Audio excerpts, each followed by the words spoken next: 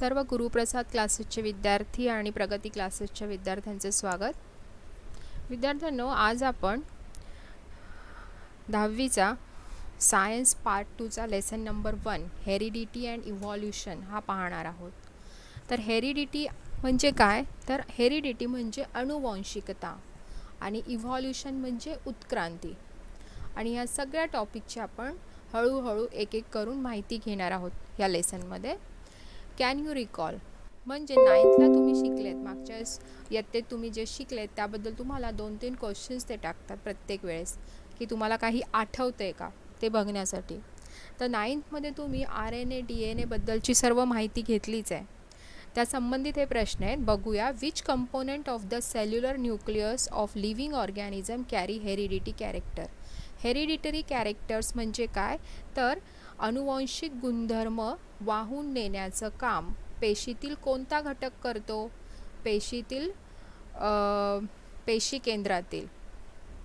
पेशी केंद्रातील कोणता घटक हा अनुवांशिक गुणधर्म वाहून नेण्याचे काम करतो? तर याचं उत्तर आहे क्रोमोझोम्स. म्हणजे काय? गुणसूत्र. आठवतंय तुम्हाला? मागच्या 9वी इयत्तेमध्ये तुम्ही हे सर्व शिकले आहात. What do we call to the process of transfer of physical and mental characters from parents to the progeny? म्हणजे सजीवांचे जे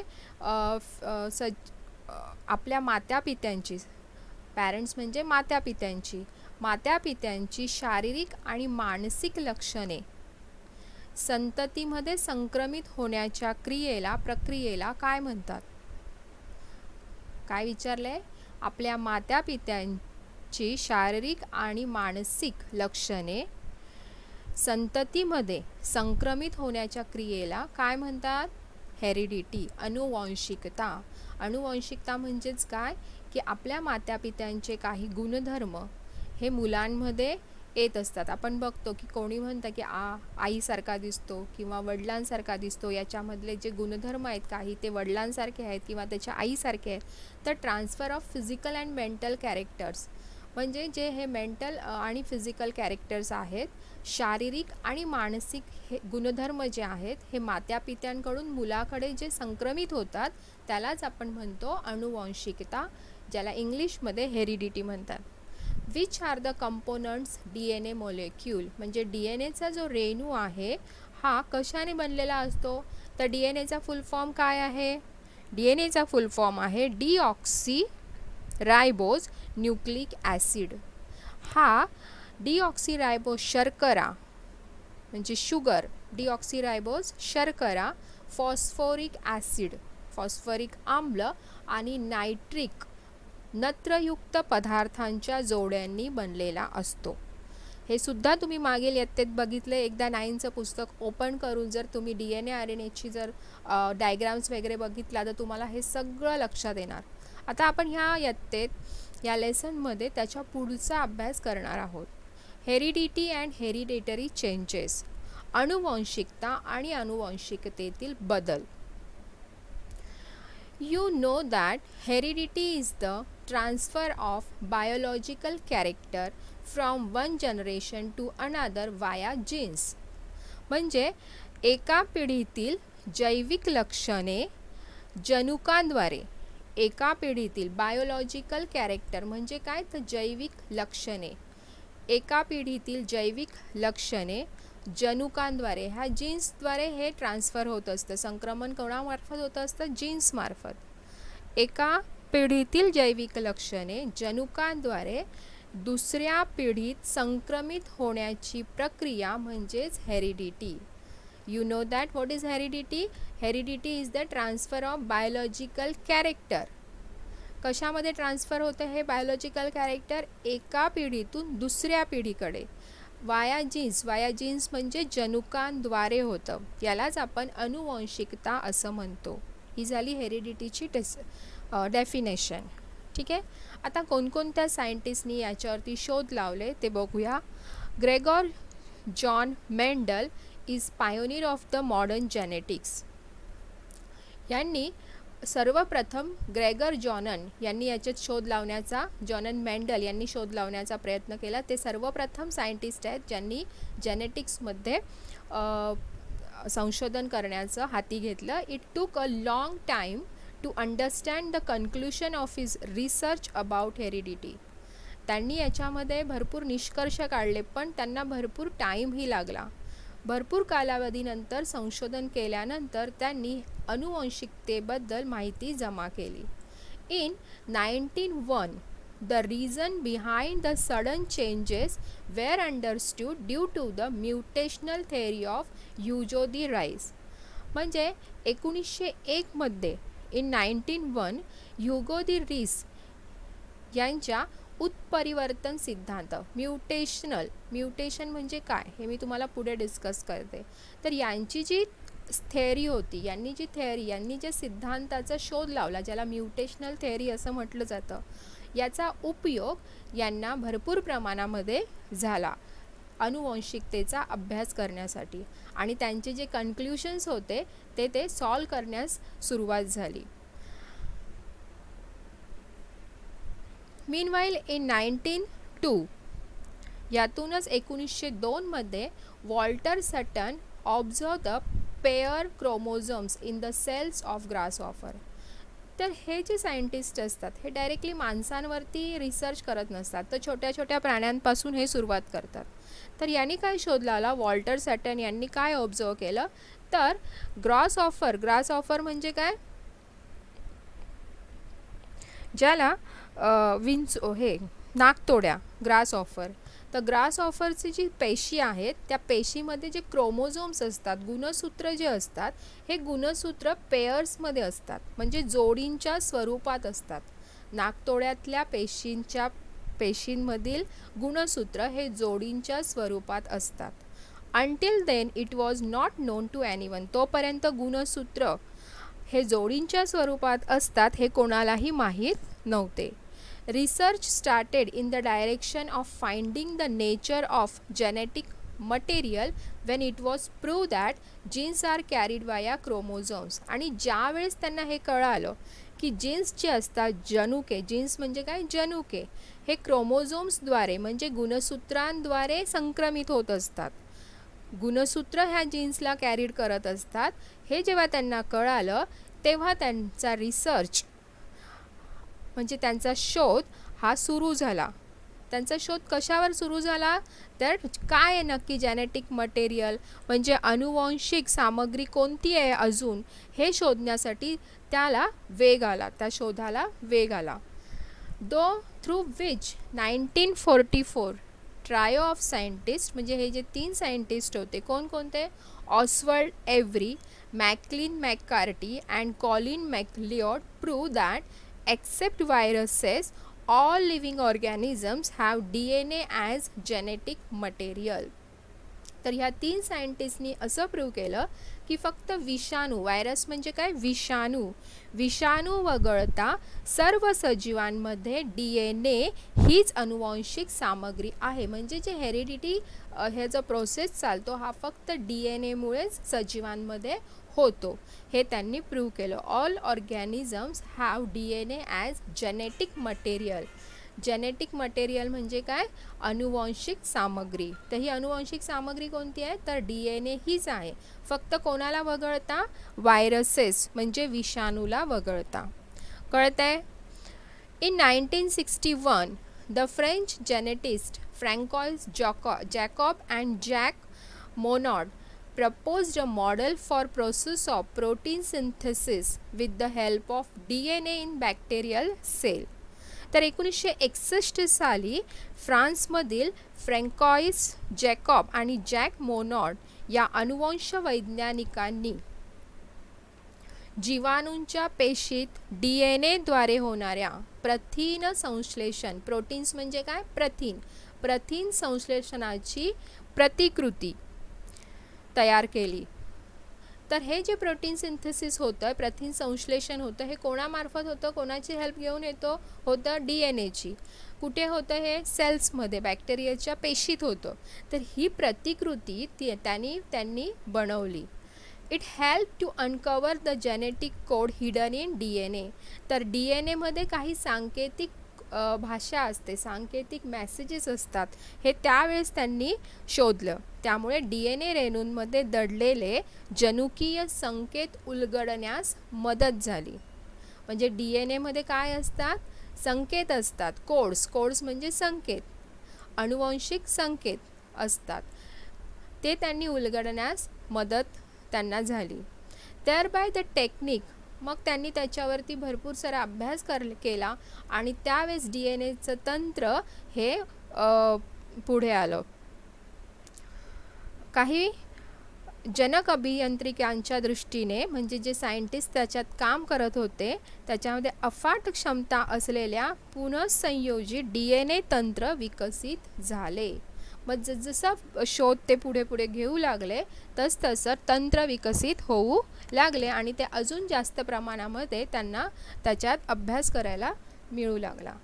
द सायन्स ऑफ हेरिडिटी, मग हा जो अभ्यास आहे तो त्यांना कशासाठी उपयुक्त होतो?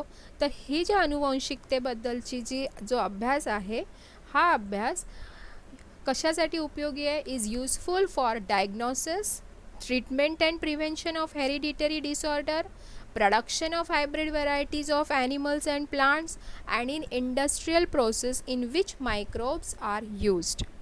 अनुवांशिक विकृतीचे निदान करण्यासाठी, म्हणजे कोणाला एखादी अनुवांशिक विकृती असेल तर डॉक्टर्स सांगतात की हे तुमच्या अनुवांशिकतेचं कारण आहे, अनुवांशिक गुण आहे, त्याच्यामुळे त्यांना त्याच्यामध्ये अभ्यास त्यांनी केला आहे आणि त्याचं निदान त्यांना करता येते.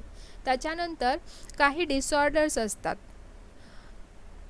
म्हणजे हेच की याच्यामुळे पॅरेंट्सकडून मुलाकडे तो आजार हा संक्रमित होतो. तर हे जेव्हा त्यांना माहिती होतं डॉक्टरांना, तर ते त्याच्यावर प्रतिबंध घालू शकतात. त्याच्यानंतर संकर पद्धतीने ॲनिमल्स आणि प्लांट्सची निर्मिती करतात, हायब्रिड पद्धतीने. त्यानंतर सूक्ष्मजीव जिथे म्हणजे उद्योगधंद्यामध्ये वापरले जातात भरपूर प्रमाणात, तिथेही यांचा वापर होतो, तिथे या अनुवांशिक सिद्धांताचा उपयोग केला जातो. आता आपण पुढे वळूया. ट्रान्स्क्रिप्शन, ट्रान्सलेशन अँड ट्रान्सलोकेशन म्हणजे काय? Can you tell? पुन्हा हे तुम्हाला 9th स्टँडर्डमध्येच झालेलं आहे की DNA आणि RNAची डायग्राम काढा, त्याच्याबद्दल माहिती द्या. त्यानंतर explain the meanings of genetic disorders and give names of some disorder. तर अनुवंशिकतेमुळे कोणकोणते आजार होतात त्यांची काही नावं सांगा. ठीक आहे, इथे तुम्ही DNA RNAची माहिती मागच्या पुस्तकातून 9th बुक्समधनं घेऊ शकता, डायग्राम्स बघू शकतात. त्यानंतर with the help of RNA, the genes present in the form of DNA participate in the functioning of the cell and thereby control the structure and functioning of the body. म्हणजे हे जे jeans असतात DNA मध्ये काय असतात? जनुके jeans असतात. ठीक आहे, हे जीन्स RNAच्या मदतीने, कोणाच्या? रायबोन्यूक्लिक ॲसिड यांच्या मदतीने पेशींच्या कार्यात भाग घेतात. पेशी जे काम करत आहेत त्याच्यात भाग घेतात आणि कंट्रोल करतात structure and functioning of the body. शरीराच्या रचना आणि कार्य यांच्यावरती कंट्रोल म्हणजे नियंत्रण करतात. कोण? तर हे जीन्स कशात प्रेझेंट असतात? DNA मध्ये. कोणाच्या मदतीने? RNAच्या मदतीने. Understand? With the help of RNA, the genes present in the form of DNA participate in functioning of the cell. Cells बरोबर कार्यरत होतात आणि कशावर नियंत्रण करतात? बॉडीच्या, सजीवांच्या शरीरावर, त्यांच्या रचना, त्यांचे कार्य याच्यावरती नियंत्रण ठेवतात. Information about protein synthesis is stored in the DNA. तर प्रोटीन सिंथेसिस म्हणजेच काय? तर प्रथिनं बनण्याची जी क्रिया आहे, तर ही जी माहिती असते, इन्फॉर्मेशन अबाउट प्रोटीन सिंथेसिस, ती कुठे स्टोअर केले जाते? DNA मध्ये. जनुकांमध्ये प्रथिनांच्या निर्मितीविषयक माहिती साठवली जाते. DNA मध्येच काय आहेत? तर जीन्स असतात आणि त्या जीन्समध्ये प्रोटीन सिंथेसिसची माहिती ही स्टोअर्ड केली जाते. ठीक आहे, समजतंय? आणि and synthesis of appropriate proteins as per requirement. शरीराची जसजशी रिक्वायरमेंट लागते प्रोटीनसाठी तसतशी बॉडीमध्ये त्याची निर्मिती केली जाते. कुठे निर्मिती होते? ती DNA मध्येच निर्मिती होते. म्हणजे इन्फॉर्मेशन कुठे स्टोअर्ड असते? प्रोटीन सिंथेसिसची DNA मध्येच. आणि सिंथेसिस ऑफ ॲप्रोप्रिएट प्रोटीन, शरीराला जशी जशी रिक्वायरमेंट लागते प्रोटीन्ससाठी तर तसतशी निर्मिती पण तिथे केली जाते. This proteins are synthesized by DNA through RNA. हे जे प्रोटीन्स असतात हे DNA बनतात. कोणाच्याद्वारे? RNAच्या मदतीने. त्याच प्रोसेसला सेंट्रल डोग्मा असं म्हटलं जातं. कळत आहे? सेंट्रल डोग्मा म्हणजे दिस प्रोटीन्स, हे जे प्रोटीन्स असतात आर सिंथेसाइज्ड. प्रथिनांची निर्मिती DNA मुळे RNAच्या माध्यमातून होते आणि या प्रक्रियेला सेंट्रल डोग्मा असे म्हटले जाते. mRNA, that is messenger RNA, is produced as per sequence of nucleotides on DNA.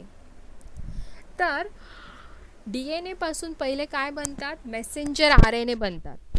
आणि हे कसे बनतात? तर DNA वरती न्यूक्लिओटाइड्सची साखळी असते, त्याच सिक्वेन्सनी mRNA ही बनले जातात. DNA वरील जनुकांच्या साखळीनुसार mRNAची निर्मिती होते.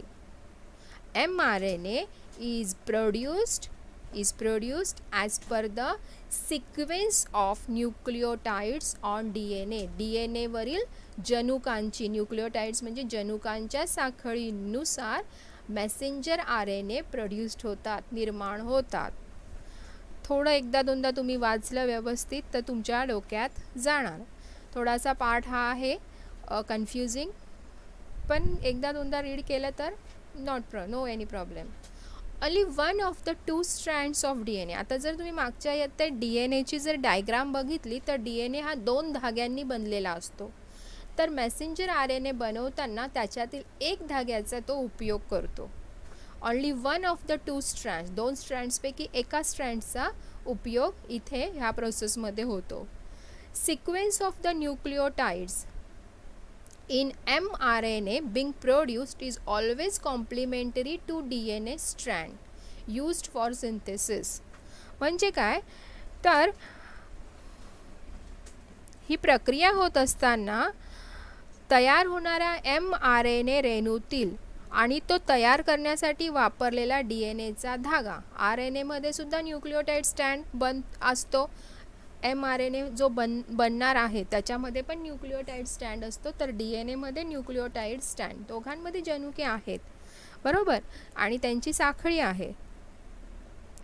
तर ह्या दोन्हीतील न्यूक्लिओटाइड्सचा जो क्रम असतो तो एकमेकांना पूरक असतो, कॉम्प्लिमेंटरी, एकमेकांना पूरक असतो. Besides there is uracil in RNA instead of thymine of DNA. DNA मध्ये काय प्रेझेंट असतं? थायमिन. पण जेव्हा DNA पासून RNA बनतो तेव्हा थायमिन ऐवजी युरेसिल हा RNA मध्ये प्रेझेंट होत असतो. ओके, थायमिनच्या ऐवजी काय राहतं? मग युरेसिल. RNA मध्ये काय राहतं? युरेसिल. या प्रोसेसला, this process of RNA synthesis is called as transcription. This is the first definition.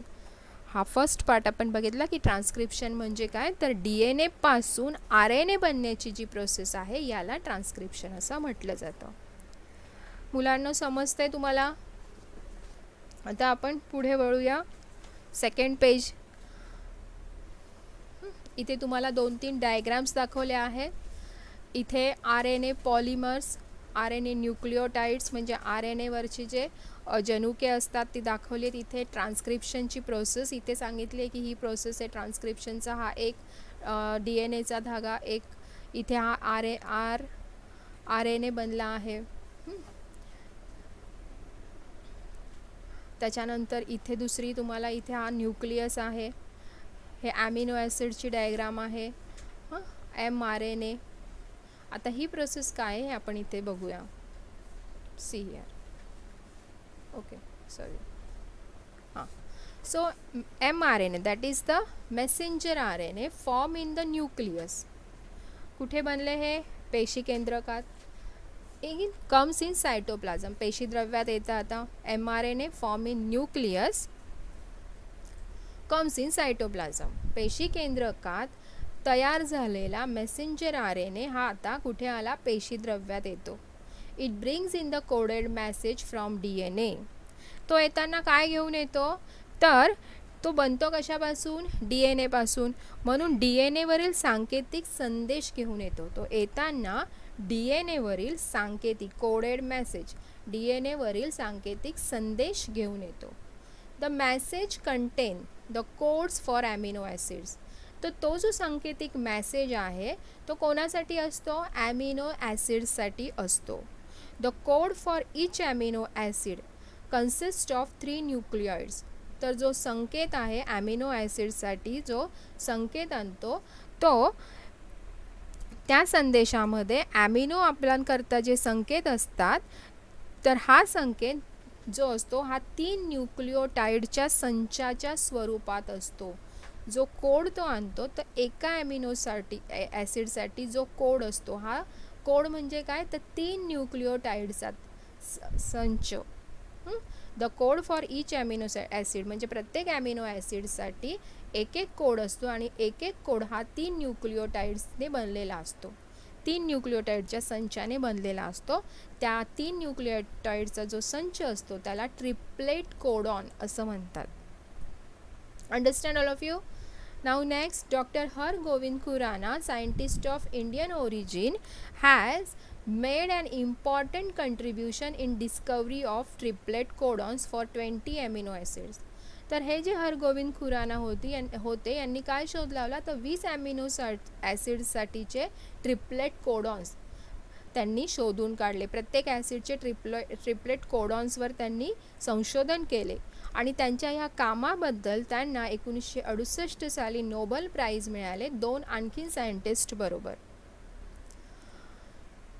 आता each mRNA is made up of thousands of triplet codons. RNA कशापासून बनला, DNA पासून. येताना तो काय घेऊन येतो, कोड मेसेज घेऊन येतो. त्याच्यानंतर हा जो RNA असतो हा ट्रिप्लेट कोडॉन म्हणजे हा जो ट्रिप्लेट कोडॉन म्हणजे काय, 3 न्यूक्लिओटाइड असतात त्याच्यामध्ये, म्हणून त्याला ट्रिप्लेट कोडॉन बसतो. आणि हे किती असतात, थाउजंड्स असतात, म्हणजे हजारो ट्रिप्लेट कोडॉन्स त्याच्यात असतात mRNAमध्ये. As per the message on mRNA म्हणजे मॅसेंजर RNA, त्याच्यावरील मॅसेजनुसार संदेशानुसार amino acids are supplied by tRNA. तर प्रोटीन्स बनवण्यासाठी जे ॲमिनो ॲसिड्स लागतात हे ट्रान्सफर RNA मार्फत सप्लाय केले जातात मॅसेंजर RNAला. कळते. मॅसेंजर RNA पासून प्रोटीन्स बनवण्यासाठी जे ॲमिनो ॲसिड्स लागतात हे कुठून मिळतात, ट्रान्सफर RNA कडनं सप्लाय केले जातात.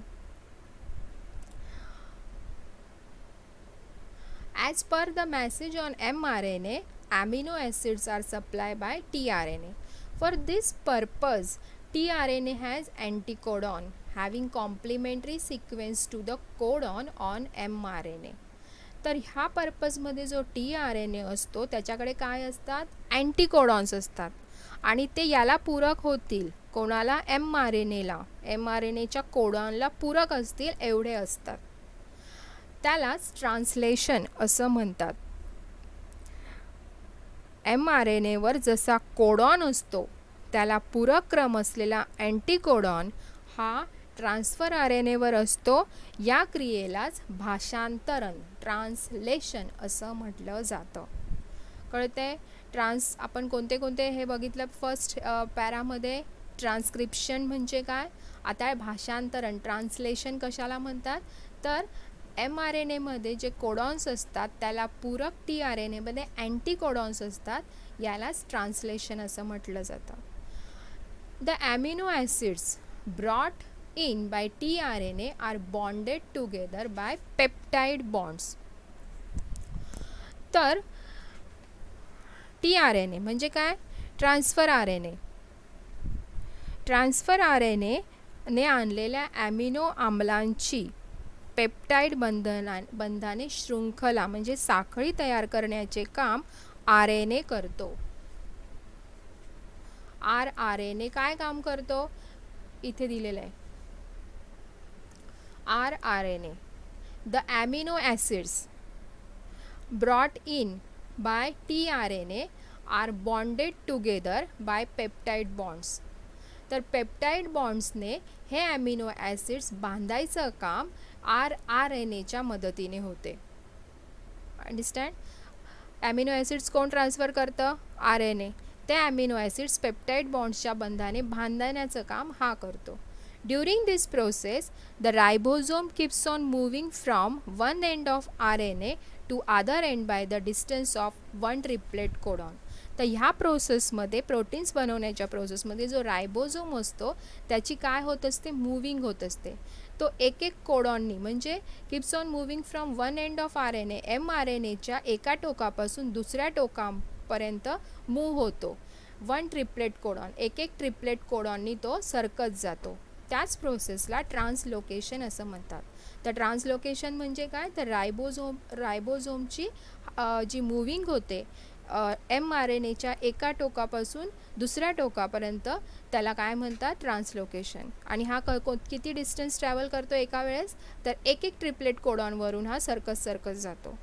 सच many chains come together to form complex proteins. आणि अशा ॲमिनो ॲसिड्सच्या भरपूर चेन्स तयार झाल्यानंतर एक कसा कॉम्प्लेक्स प्रोटीन्स तयार होतो, म्हणजे कसा गुंतागुंतीचा प्रोटीन बनतो. गुंतागुंतीची प्रोटीन्स म्हणजे प्रथिने बनतात. कॉम्प्लेक्स म्हणजे गुंतागुंतीचे. या प्रोसेसमध्ये जे प्रोटीन्स बनतात हे कसे बनतात? गुंतागुंतीचे. आणि हे प्रोटीन्स जे असतात this proteins control various functions in the body of living organisms and their appearance. हीच प्रथिनं सजीवांच्या शरीरातील विविध कार्य पार पाडतात आणि त्यांच्या स्वरूपांचे नियंत्रण करतात. काय करतात? ॲपिअरन्स म्हणजे स्वरूपाचंही नियंत्रण करतात आणि सजीवांमध्ये जे कार्य पार पडत असतात त्याच्यावर पण नियंत्रण ठेवतात. कोण? प्रोटीन्स. आपल्या शरीराला प्रोटीन्सची गरज असते भरपूर प्रमाणात. Because proteins control various functions in the body of living organisms and their appearance. कळतं आहे? इथपर्यंत समजलं? पुढे living organisms can produce new individual like themselves due to genes. सजीवांमधील हे जे जनुके असतात या जनुकांमुळे सजीव त्यांच्यासारखे सजीव निर्माण करतो. कोणामुळे? जीन्समुळे. And some of those genes are transmitted to next generation without any changes. काही जीन्स जे असतात ते एका पिढीतनं दुसऱ्या पिढीकडे तसेच्या तसे संक्रमित होतात. म्हणून some of the characters of the parents are transmitted to their offsprings. आणि म्हणून ते जीन्स तसे संक्रमित झाल्यामुळे काही पॅरेंट्सचे जे गुणधर्म असतात हे मुलाचे गुणधर्म हे पॅरेंट्ससारखे सेम तसेच्या तसे असतात. कळते? जे जीन्स असतात हे जीन्स जसेच्या तसे संक्रमित होतात पुढच्या पिढीमध्ये. म्हणून आपण म्हणतो हा मुलगा तसंच्या तसं त्याच्या पप्पांसारखा दिसतोय, कारण की त्याचे काही जे जीन्स असतात हे तसेच्या तसे त्याच्या पिढीमध्ये संक्रमित झालेले असतात. म्हणून त्याचेच गुणधर्म हे त्याच्या वडिलांसारखे असतात सेम. पण काही वेळेस due to this some of the character of parents are transmitted to their offsprings. However sometimes sudden changes occur in those genes. पण काही वेळा काय होतं, ह्या जीन्समध्ये अचानक बदल होतात आणि ॲनी न्यूक्लिओटाईड. कसला बदल होतो? तर sometimes any nucleotide of the gene change its position. याच्यामधला जो जीन्समध्ये जे न्यूक्लिओटाईड्स असतात ते आपली कधी अचानक पोझिशन चेंज करतात, स्थिती बदलतात आणि त्याच्यामुळे काय होतं, थोडाफार चेंज जीन्समध्ये होतो. त्यालाच आपण म्युटेशन म्हणजे उत्परिवर्तन असं म्हणतो. याच्यामधला एखादा न्यूक्लिओटाईड चेंज होतो म्हणजे तो आपली पोझिशन जागा बदलतो आणि त्यामुळे जो लहानसा बदल घडून येतो त्यालाच उत्परिवर्तन म्हणजे म्युटेशन असं म्हटलं जातं. तर काही जे उत्परिवर्तन आहे ते मायनर असतात, पण काही जे असतात हे मेजर असतात. त्याचं एक्झाम्पल त्यांनी दिलं आहे की mutation may cause the genetic disorders like sickle cell anaemia. Sickle cell anaemia म्हणून एक आजार आहे जो काही सजीवांमध्ये या जीन्समुळे होतो. आता तुम्हाला पुन्हा इथे काही प्रश्न विचारलेत. Can you recall what is the function of the appendix of our digestive system. म्हणजे आपली जी डायजेस्टिव्ह सिस्टम आहे, म्हणजे पचन संस्था जी आहे, अपेंडिक्स म्हणजे आंत्रपुच्छ, इंटेस्टाईन्सचा एक भाग असतो आंत्रपुच्छ. याचं फंक्शन काय, तर याचं काहीच काम नसतं शरीरामध्ये. याचं फंक्शन काहीही नसतं, हा काहीही काम करत नसतो. Are our wisdom teeth really useful for chewing teeth. Wisdom teeth म्हणजे अक्कलदाढ. अक्कलदाढीचा आपल्याला उपयोग असतो का अन्न चावण्यासाठी, तर नाही, याचाही काहीही शरीराला उपयोग नसतो. Why did the huge animal like dinosaur become exist. तर जो डायनासोर म्हणून एक प्राणी भरपूर वर्षापूर्वी येऊन गेला, त्याची जी उत्पत्ती आहे ती का संपली, तर जेव्हा डायनासोर होते तेव्हा हिमयुग आला होता आणि त्यांना मग त्या परिस्थितीशी जुळवून घेता आलं नाही, म्हणून त्यांची जे पूर्ण ती जात होती ती नष्ट झाली होती. Why are many species of animals and birds getting extinct. तर आतासुद्धा काही जे प्राणी आहेत, आतासुद्धा आपल्याला फुलपाखरं खूप कमी प्रमाणात दिसतात, किंवा आणखीन काही छोटे छोटे पक्षी आहेत, प्राणी आहेत, यांच्या जाती नष्ट झाल्या आहेत. तर त्या का नष्ट झाल्या आहेत, तर एक तर प्रदूषणामुळे. जे छोटे छोटे जीवजंतू असतात ते त्याच्यामध्ये सर्वाईव्ह करू शकत नाहीत. दुसरं कारण आहे जमीन. त्यांची जे जमीन आहे, त्यांचं जे जंगल आहे, त्याच्यावरती माणसांनी आपला हक्क हे केला आहे, तिथे झाडं तोडून घरं बांधली आहेत. म्हणजे त्यांचा जो राहण्याची त्यांची जी देवानीच व्यवस्था केलेली होती, किंवा तिथेच त्यांना त्यांचं अन्न मिळत होतं, ते सर्व काय झालं, माणसांमुळे ते हिरावून घेतलं आणि त्यामुळे तिथे काही जाती या नष्ट झाल्या आहेत. इथपर्यंत तुम्हाला समजलं. आपण हेरिडिटी हा टॉपिक बघितला. आपण पुढच्या लेक्चरमध्ये आपण इव्हॉल्युशन म्हणजे उत्क्रांती याबद्दल माहिती घेऊया. ओके स्टुडंट्स, लेसन एकदा दोनदा पुन्हा वाचा. ठीक आहे. Bye students.